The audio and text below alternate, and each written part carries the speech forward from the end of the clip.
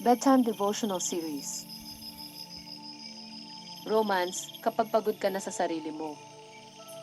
Tahimik ang gabi. Yung klase ng gabi na kahit nakahiga ka na, gising pa rin ang konsensya mo. Si Mara ay nakahiga sa kama, nakatitig sa kisam. Paulit-ulit sa isip niya ang mga tanong. Bakit ako ganito? Bakit paulit-ulit ang pagkakamali ko? May pag-asa pa ba ako? Sa gitna ng katahimikan, parang may tinig na hindi galing sa labas, kundi sa loob. There is now no condemnation. Napapikit siya. Sa kanyang panaginip, may lalaking nakaupo sa tabi ng bintana. May hawak siyang sulat.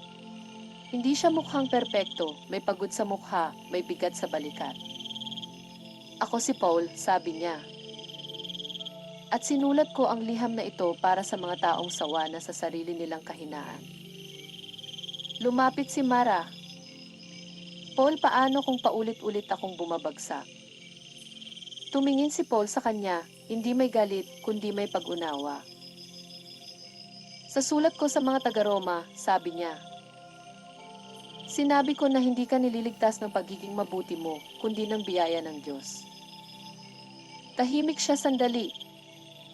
Grace, dagdag niya, ay para sa mga sumusubok pero hindi perpekto. Umupo si Mara. Alam ko na pinatawad na ako ng Diyos, sabi niya. Pero ako mismo hindi ko mapatawad ang sarili ko. Huminga ng malalim si Paul.